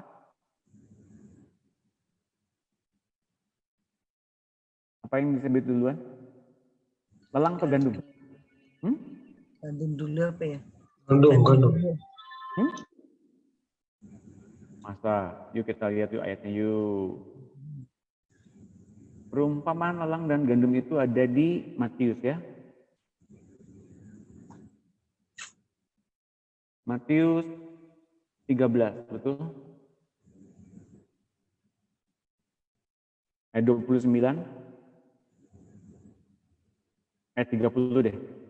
Siapa yang mau baca? Pak Jeff, tolong baca bisa. Terus 13. Matius 13 ayat 30. Yang ini Pak. Matius 13 ayat 30. Biarkanlah keduanya tumbuh bersama sampai waktu menuai. Pada waktu itu aku akan berkata kepada para penuai, kumpulkanlah dahulu lalang itu dan ikatlah berkas-berkas untuk dibakar. Kemudian kumpulkanlah gandum itu ke dalam lumbungku. Jadi mana duluan yang diambil? Ini sabit. Lalang. Lalang. Mengapa yang duluan lalang yang disabit dan diikat berberkas lalu dibakar? Siapa yang tahu? Mengapa yang dikumpulkan lalang dulu? Supaya gandumnya itu tidak rusak kena ilalang itu. Nah, benar. Sampai tumbuh sempurna. Jadi yang diinginkan oleh Allah kita adalah tumbuhnya kesempurnaan yang bisa dicapai oleh kepenuhan Allah dalam diri orang percaya. Baru tiba namanya saat penuaian. Nah, kalau saya mau bawakan lagi ayat yang lain, nanti bisa nangkep. Kemudian, mengapa saya bagikan 2 ayat itu di Lukas 17? Lukas 17 ayat berapa?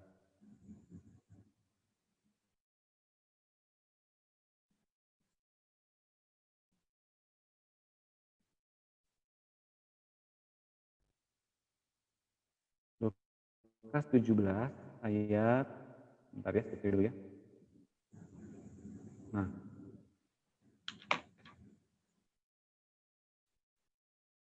mana? Pohon ara anggur.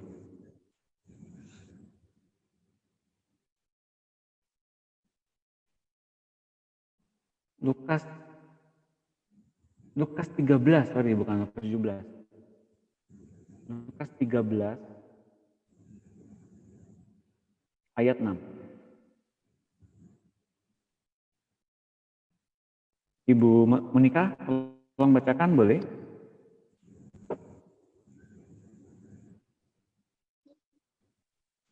Lukas 13 ayat 6.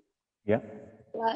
Lalu Yesus mengatakan perumpamaan ini, seorang mempunyai pohon ara yang tumbuh di kebun anggurnya, dan ia datang untuk mencari buah pada pohon itu, tetapi ia tidak menemukannya. Oke, terus 7. Lalu ia berkata kepada pengurus kebun anggur itu, sudah 3 tahun aku datang mencari buah pada pohon ara ini, dan aku tidak menemukannya. Tebanglah pohon ini, untuk apa ia hidup di tanah ini dengan percuma. 8. Jawab orang itu, Tuan, biarlah dia tumbuh tahun ini lagi. Aku akan mencangkul tanah sekelilingnya dan memberi pupuk kepadanya. Mungkin tahun depan ia berbuah. Jika tidak, tebanglah dia. Oke, saya mau jelasin ayat ini lebih dalam ya. 6. Seorang mempunyai pohon ara yang tumbuh di kebun anggur. Pohon ara tumbuh di kebun anggur. Di antara kebun anggur, semua pohon-pohon anggur ada pohon ara. Apakah salah? Enggak salah. Enggak salah sih. Ya boleh-boleh aja, tergantung yang nanam siapa ya. Dan kemudian datang untuk mencari buah pada pohon itu, pada pohon ara itu, tapi tidak menemukannya. Lalu ia berkata kepada pengurus kebun anggur itu, 3 tahun aku datang mencari buah pada pohon ara ini dan aku tidak menemukannya. Tebang aja lah, untuk apa ya hidup di tanah ini dengan percuma. Nah, si pohon ara ini nggak ada pertumbuhan apa-apa. Lalu yang ingin punya buah itu bilang, udah tebang aja deh, percuma dia hidup. Ngapain sih ngabisin tanah oleh pohon ara segede gini? Lebih baik ditanam dengan pohon anggur aja gitu ya. Ayat 8. Jawab orang itu, Tuhan biarkanlah dia tumbuh tahun ini lagi. Aku akan mencangkul tanah sekelilingnya dan memberi pupuk kepadanya. Mungkin tahun depan ia berbuah, jika tidak, tebanglah dia. Pengurus tanah kebun itu bilang sama tuannya, Tuhan please jangan tebang dulu, berikan kesempatan untuk tumbuh. Oke, caranya gimana biar dia tumbuh? Paksa dia biar dia bertumbuh. Kata si tukang kebunnya gini, aku akan cangkul tanah sekelilingnya dan memberi pupuk kepadanya. Mengapa dia bilang begitu? Siapa yang tahu? Mengapa dicangkul sekeliling kebun ara, di sekeliling pohon ara, dicangkulin terus dipasangin pupuk? Ada yang tahu nggak? Kira-kira kenapa? Supaya akarnya bisa menyerap pupuk itu tadi, Pak. Iya, emang tadinya nggak ada penyerapan. Supaya dia bertumbuh lebih subur. Supaya bertumbuh lebih subur. Selama ini nggak subur tumbuhnya, bahkan nggak ada buahnya. Kenapa? Ini saya kasih tahu ya. Ini berhubungan dengan kita yang hidup di dunia ini. Kita sering kali berpikir suasana sih kurang baik, kurang membangun. Gerejanya sih begini, nggak ada Roh Kudusnya, misalnya begitu ya. Oh, bukan soal suasana. Bukan soal bagaimana kita datang ke gereja yang megah, kemudian kita merasakan hadirat Tuhan. Bukan itunya. Yang pasti adalah bagaimana kemudian kok suasana sekeliling kita, apa yang di sekeliling kita ternyata berpengaruh kepada kehidupan kita. Itu yang salah. Makanya di pengurus ini bilang gini, pengurus kebunnya bilang gini, aku cangkul sekelilingnya agar sumber-sumber yang bisa membuat si pohon ara ini nggak berbuah, jadi kering, nggak berbuah, nggak ada apa tangkai-tangkai yang menghasilkan buah. Kenapa? Nutrisinya diambil semua sama pohon anggur. Dipapas semuanya kelilingnya, lalu dipupukin hingga betul-betul si pohon ara ini punya sumber untuk dia tumbuh dan menghasilkan buah. Nah, dikasih waktu sama Tuhan. Tahun lagi. Bapak Ibu sekalian, tahun lagi. Tuhan beri waktu untuk bertumbuh. Mungkin pada hari ini berlaku bagi kita semua. Mengapa? Kalau kita kering selama ini, kalau kita nggak bisa berbuah lebat selama ini, kalau kita nggak bisa tekun cari Tuhan, kemudian terganggu oleh suasana keadaan sekeliling kita, suasana nggak harmonis, suasana nggak kondusif, tapi bukan itu yang Tuhan lihat. Jangan salahkan keadaan. Bagaimana kau bertumbuh? Tetapkan hatimu tinggal di pokok anggur yang benar. Karena yang mengusahakan kita bertumbuh itu bapaknya. Bapakkulah pengusahanya. Akulah pokok anggur yang benar. Bapakkulah pengusahanya. Tinggallah di pokok anggur, nanti kamu berbuah. Selama ini kita mungkin menggantungkan kepada suasana keadaan nggak kondusif. Oh kurang hadirat Tuhannya kurang. Lagunya kurang terbaru. Oh nggak ada Roh Kudusnya. Bukan itu kok sebetulnya. Hati kitanya yang mungkin belum terkait kepada Tuhan. Jadi hari ini kalau kita sekarang mendengar berita ini, Yuk kita sekarang ikuti Tuhan yang di hati kita masing-masing. Dia sedang mencari kita secara pribadi. Yuk berbuah lebat. Tanamkan atau letakkan pengharapanmu kepada tangan Tuhan yang kuat. Biarkan rohmu bertumbuh, berbuah lebat, memunculkan buah-buah yang bisa dinikmati oleh banyak orang. Buah roh namanya. Nah, dapat ya? Jadi kita sambungin nih lawang dan gandum yang tadi yang duluan disabit lalu dibakar dalam api itu apa dulu? Lalang. Lalang. Untuk apa?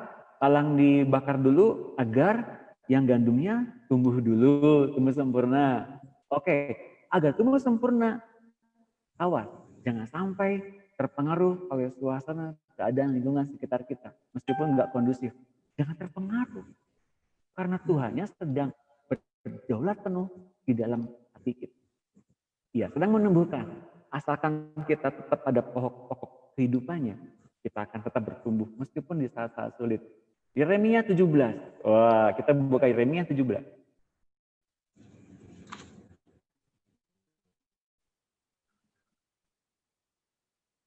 Yeremia 17 ayat 5 kalau nggak salah. Yeremia, mana Yeremia? Yeremia 17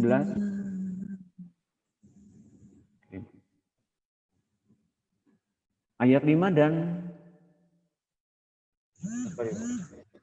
bukan dari 5. Ya, bukan, benar. Dari 5 sampai dengan 8. Siapa yang mau baca boleh? Ibu Mega boleh? Oh. Yeremia 17 ayat 5 sampai 8, beginilah firman Tuhan. Beginilah firman Tuhan, terkutuklah orang yang mengandalkan manusia, yang mengandalkan kekuatannya sendiri, dan yang hatinya menjauh daripada Tuhan. 6. Ia akan seperti semak bulus di padang belantara. Ia tidak akan mengalami datangnya keadaan baik. Ia akan tinggal di tanah angus, di padang gurun, di apa ini? Di negeri padang asin. Di padang gurun, di negeri padang asin yang tidak berpenduduk. Oke, diberkatilah orang. Bentar, saya akan pindahin dulu ke yang lebih enak. 7, 8. Ya. Ya. Diberkatilah orang yang mengandalkan Tuhan, yang menaruh harapannya pada Tuhan. Ia akan seperti pohon yang ditanam di tepi air, yang merambatkan akar-akarnya ke tepi batang air, dan yang tidak mengalami datangnya panas terik, yang daunnya tetap hijau, dan tidak khawatir dalam tahun dalam tahun kering. Tidak khawatir dalam tahun kering, dan yang tidak berhenti menghasilkan buah. Nah, kalau kita ngandelin kekuatan diri sendiri, kata Tuhan, terkutuk. Tapi orang yang diberkati adalah orang-orang yang menaruh harapannya pada Tuhan. Bagaimana penggambaran orang-orang yang mengandalkan Tuhan dan menaruh harapannya kepada Tuhan? Lihat ini, ia akan seperti pohon yang ditanam di tepi air yang merambatkan akar-akarnya ke tepi batang air dan yang tidak mengalami datangnya panas terik. Daunnya tetap hijau, tidak khawatir dalam tahun kering, dan yang tidak berhenti menghasilkan buah. Masalah kemarau, panas, kurang air, gak ada masalah. Pokok kehidupannya tetap melimpah dalam diri orang yang mengandalkan Tuhan. Tetap berbuah meskipun dalam keadaan kering, di tengah-tengah kering sekalipun. Kita sedang menjadi satu oase di tengah-tengah padang gurun. Apa yang dicari oleh orang-orang di padang gurun? Mata air, oase, kesejukan. Nah, ketika orang mencari-cari itu, kita hadir sebagai orang yang menawarkan limpahan air yang hidup. Begitu banyak orang datang kepada kita, kemudian kita ceritakan siapa Tuhan, mereka akan kembali meneruskan kembali perjalanan meskipun di padang gurun, tapi mereka akan sampai di tujuan pada akhirnya. Kita seperti mercusuar yang mengarahkan perjalanan orang ke sana sini, ke sana sini. Akhirnya bertemu dengan Tuhan. Kita akan menjadi orang-orang yang menjadi dampak yang baik bagi banyak orang. Amin. Amin. Keren. Itu tandanya kita sedang berbuah. Dalam pemuridan ini semuanya saya berdoa agar semua orang mengalami betul-betul kepenuhan Kristus. Saya akan tamatkan pembahasan ini sedikit lagi. Mengapa sekarang Tuhan ciptakan alam materi? Kan dia sudah punya dunia roh atau kerajaan Allah. Agar semua apa yang ada di dalam alam roh mengerti gagasan dan pikiran-pikiran Allah. Itulah tujuan penciptaan makhluk-makhluk hidup di permukaan bumi. Kan ada malaikat-malaikat ya. Semua makhluk dalam alam roh dapat melihat dan belajar dari apa yang ada di atas bumi. Ada malaikat-malaikat yang menjadi pelayan Tuhan. Dan ada malaikat-malaikat yang jatuh ke dalam dosa. Mereka pun diperlihatkan tentang apa itu kejadian di atas permukaan bumi. Mereka dapat belajar apa akibat dari pemberontakan dan bagaimana Tuhan membereskannya dengan hikmat. Tuhan memakai dunia ini sebagai peraga dari alam kerajaan Allah.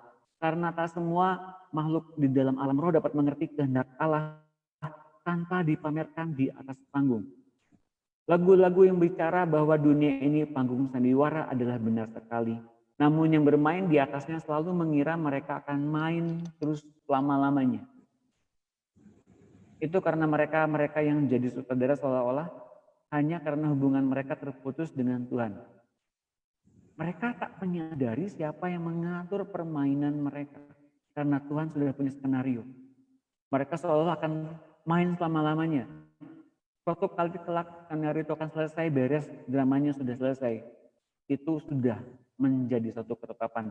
Tapi banyak yang nggak sadar, mereka akan main terus lama-lamanya. Nggak bisa. Mereka akan diberikan improvisasi.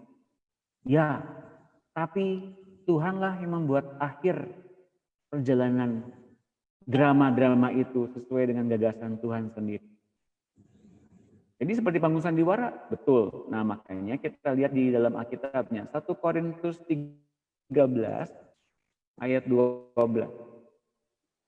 Saya akan bukain di Alkitab di monitor. Ibu Monika bisa tolong bacakan.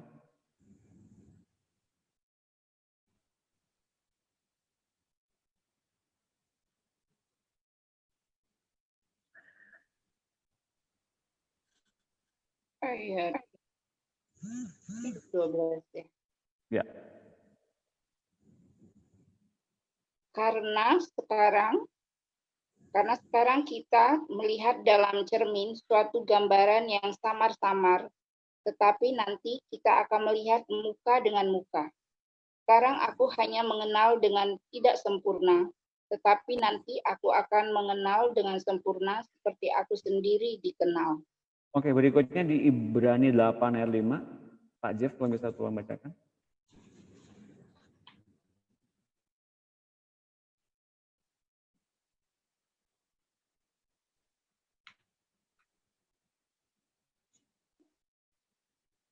Ibrani 8 ayat 5.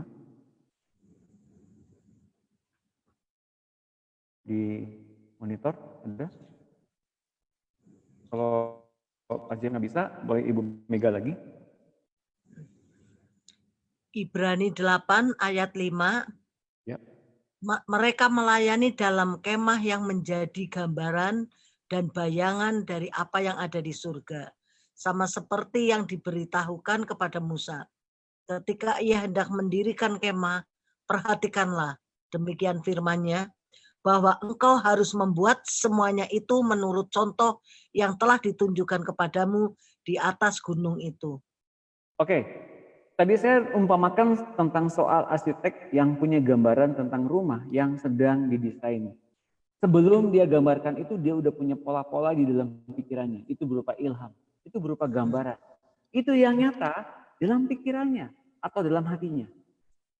Oke, nah ketika kemudian ia menggambarkan itu dalam sketch, dan kemudian menggambarkan dalam bangunan yang berdinding, yang bertehel, berkeramik, dan beratap sebagainya, itu adalah gambaran sebetulnya. Gambaran meskipun itu nyata. Tapi yang gambarannya itu ada dalam pikirannya sendiri, dalam alam pikirannya. Demikian juga ketika Musa dibawa naik ke puncak gunung, Tuhan memberikan satu, bukan gambaran, satu hal yang benar-benar nyata di dunia roh, itu kerajaan Allah. Ada yang namanya bait suci. Maka ketika Musa turun ke bumi, ke gunung, ke bawah gunung, gambarkan, perhatikanlah bahwa engkau harus membuat semuanya itu menurut contoh yang telah ditunjukkan kepadamu di atas gunung itu. Yang disebut contohnya itu adalah yang benarnya, yang di alam roh, di sorga, di kerajaan Allah. Tapi Musa menyuruh bangsa Israel membangun gambarannya, yaitu duplikatnya yang ada di materi, yaitu tabernakel dan tabut perjanjian dan sebagainya. Nah, jadi yang nyata yang mana? Yang nyata itu yang di dunia roh sebetulnya, yang dilihat oleh Musa di Gunung Kudus itu. Bapak dan Ibu sekalian, jadi sekarang kita mengerti ya, di dalam kita bergaul dengan Tuhan, itu hal-hal yang nyata loh. Bahkan kadang-kadang ada orang yang mimpi, nggak sadar itu mimpi itu benar terjadi. Mereka ngalamin sebetul-betulnya di dunia roh, bertemu dengan Tuhan, bertemu dengan apa saja yang ada di dunia roh. Tapi ketika mereka bangun, untung cuma bunga tidur. Padahal mereka sedang berjalan-jalan di dunia roh. Nah, di dalam Yesaya 61 ayat 3, untuk mengaruniakan kepada mereka perhiasan kepala ganti abu, minyak untuk pesta ganti kain kabung, nyanyian puji-pujian, ganti semangat yang pudar, supaya orang menyebutkan mereka pohon bantin kebenaran, tanaman Tuhan, untuk memperlihatkan keagungannya.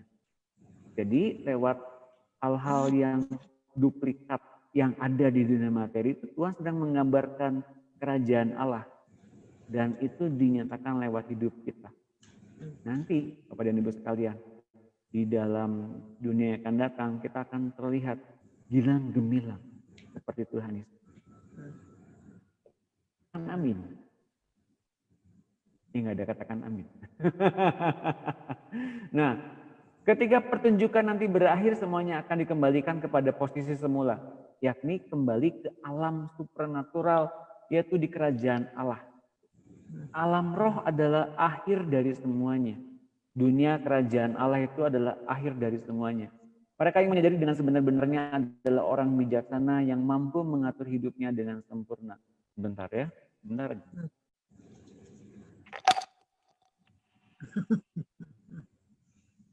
Haleluya.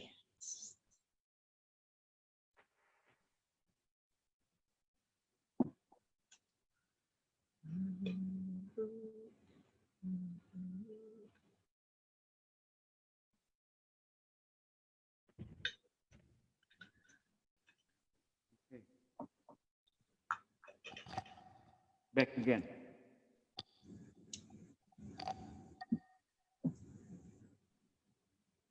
Seharusnya Allah lah yang menjadi sutradara dari hidup setiap orang dan memainkan hidup mereka dengan sempurna. Mereka yang hidup sendiri di luar kendali Allah adalah sekedar memenuhi fungsi mereka sebagai orang yang berperan jahat. Yang akhirnya menerima hukuman mereka sendiri karena mereka adanya di luar hadirat Tuhan. Akan ada orang-orang yang datang mendekat kepada Tuhan dan Allah akan membuat mereka paham akan semua gagasan, ide, ilham, dan memberitahu semua kebenaran, sehingga pada akhirnya mereka mampu bekerja sama dengan kerajaan Allah dan menyelesaikan setiap skenario atau jalannya pertandingan yang disebutkan oleh Paulus, atau jalannya sebuah pertandingan iman itu dengan sempurna. Mereka yang mengerti pikiran-pikiran kerajaan Allah akan dipilih untuk hidup terus dan menjadi kaum lama-lamanya. Itulah anugerah besar yang Allah Bapa maksudkan. Wah, ini jadinya bahwa kita sekarang mengalami anugerah puncak bahwa kita menjadi bukan saja mempelai Kristus, kekasih-kekasih Allah, tapi kita ini adalah bagian dari keluarga Allah yang besar. Nanti bagi yang datang besok saya akan kasih ayatnya. Kita ini datang pada akhirnya kelak jadi satu keluarga Allah, one huge family in heaven. Itu luar biasa. Kita menjadi one huge family. Kita baca Ibrani 2 ayat 5. Ibrani 2 ayat 5. Saya bacakan deh. Ibrani 2 ayat 5.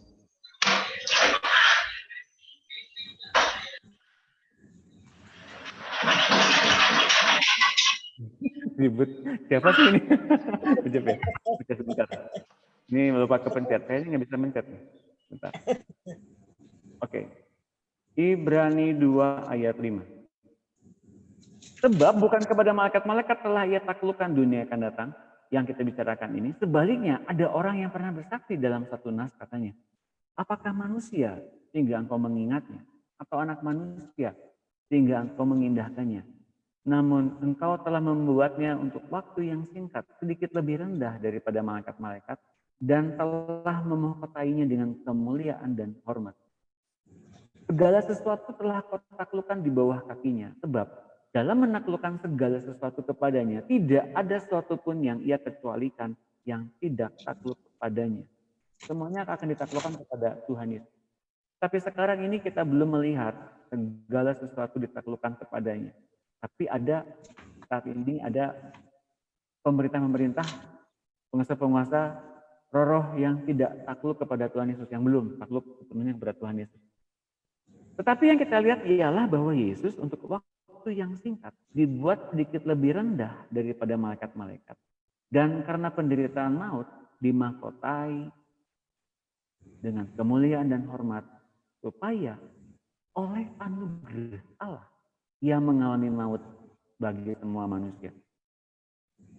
Anugerah Allah yang besar itu ternyata ia berikan kepada Yesus agar kemudian ia mengalami maut bagi manusia. Siapa yang bilang itu adalah satu kejadian yang nggak mengenakan? Saya termasuk adalah waktu ketika saya masih sekolah minggu, saya tuh paling nggak suka kalau ada pas saya sekolah minggu dilihatin video, kalau di Paskah nih ya, dilihatin video tentang penyaliban Tuhan Yesus. Itu bagian yang saya sering skip. Saya nggak mau lihat. Gak mau lihat Yesus disalibkan, gak mau, kasihan saya waktu itu. Karena saya ngeri sekali melihat Yesus disalibkan, dipalu gitu, dipaku. Aduh, kebayangkan sakitnya anak kecil, bayangin punya pikiran yang simpel ya. Gak mau lihat seperti yang begitu gitu. Saya nggak tega lihatnya. Saya sering skip bagian-bagian itu. Dan ternyata tahu nggak, itu adalah anugerah Allah yang besar bagi Yesus. Ketika Yesus begitu, ia sedang menerima kemuliaan, hormat, dan yang luar biasa dari Allah kita. Jadi hari ini kalau kita dapat gambarannya, yaitu kita mesti menderita yang namanya kesesakan, pergumulan, himpitan, kita jadi stres, depresi karena tekanan dari dunia ini, karena kita sedang praktek firman, karena kita sedang pegang prinsip kerajaan Allah. Itu anugerah Allah. Penderitaan atas dunia ini, itu pun anugerah Allah juga. Bukan Allah ingin tahu, tapi agar kita kemudian sadar, ini anugerah. Dan saya mesti bersyukur akan hal ini. Kita mesti mengatakan dengan percaya dan dengan kekuatan di dalam roh kita. Ini anugerah Allah. Kita ngalamin masalah, kita ngalamin himpitan, karena kita sedang mengetahui ada kemudian perpindahan dari kemah yang sekarang kita tinggali kepada kemah yang kekal, yaitu tentang tubuh kemuliaan yang akan kita terima dari Allah. Nanti baca di 25 ayat 5 ya. Jadi hari-hari ini sekarang yang kita dirikan kepada Tuhan bukan Tuhan tolong saya, berikan saya iman lebih banyak menanggungnya semua. Tuhan matikan dagingnya. Tuhan matikan keinginan saya. Tuhan berikan kepada saya mengerti maksud. Berikan saya anugerah. Dia akan kasih. Bukan kita berjuang, struggling terus-menerus. Segala perkara dapat pelukan kepada Tuhan, kepada Allah yang memberi kekuatan kepadaku. Bukan kitanya yang kuat, Tuhannya yang sudah menyediakan kekuatan dan kita ngikut Tuhannya. Kita dikuatkan oleh Tuhan, Tuhan yang kuatnya. Jadi kalau kita sedang dibikin kuat, barangkali kita sedang ada di dalam Yeremia 17 ayat 5 sampai 8 tadi. Nah, makanya Bapak Ibu sekalian beda-beda tipis gitu ya. Memahami anugerah Allah yang besar itu dengan kekuatan kita. Beda tipis, tapi akhir dari perjalanannya beda jauh. Wow. Ada yang bertanya? Keren, keren. Yang di Facebook belum ketahuan. Saya belum melihat. Belum melihat. Apakah mereka ada yang bertanya atau berkomentar? Saya belum melihat. Oke, ada yang bertanya? Pak Jeff, Bu Mega atau Bu Monika? Enggak, mungkin saya mau ini sedikit ya sharing ya Pak. Maksudnya gini. Jadi pertobatan kita itu tidak pertobatan kita kan sebagai dulu mungkin kita berdosa, terus akhirnya kita bertobat, terus akhirnya kita kenal Yesus. Itu berarti pertobatan itu adalah awal ya. Awal kita memulai hidup di dalam Tuhan. Betul. Ya kan? Nah, karena walaupun kita sudah tobat tapi kita nggak bisa karena kita kan masih dalam kedagingan di dunia. Itu ya kan? Jadi kita harus terus mengikis. Yang dikikis apa? Mungkin egois kita, kesombongan kita, serakah kita, gitu mungkin ya. Jadi sampai akhirnya kita menuju kemuliaan.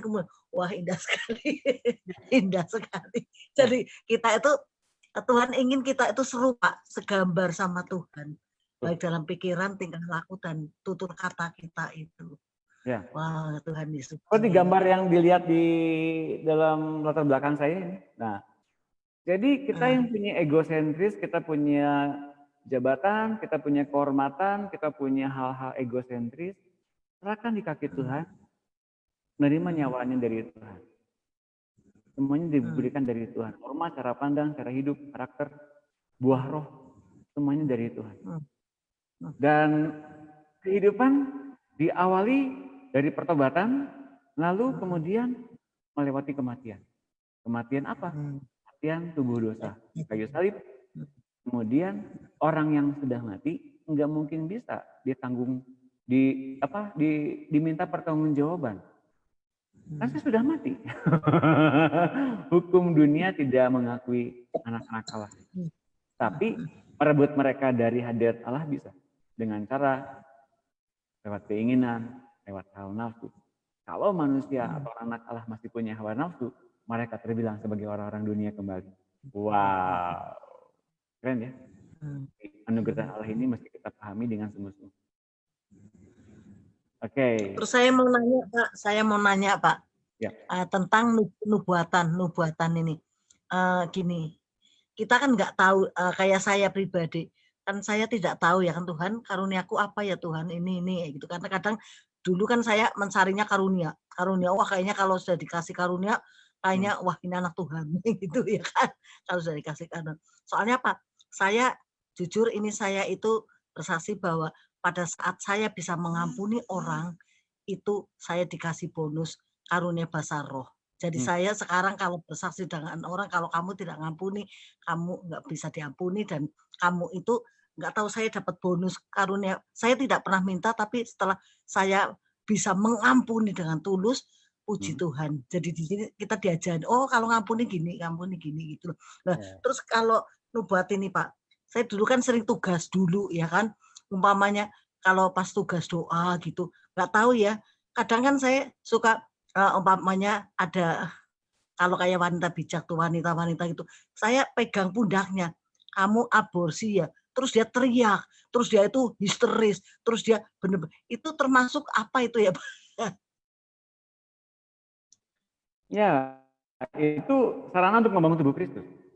Dengan kita melatih diri, yang lebih peka untuk itu karena kita sebetulnya sedang membangun tubuh Kristus, memperlengkap tubuh Kristus dalam pelayanan. Nah, makanya kita mesti betul-betul menyediakan tubuh untuk Tuhan lebih banyak bekerja lewat tubuh kita, lewat hidup kita. Oh, iya. Pertajam.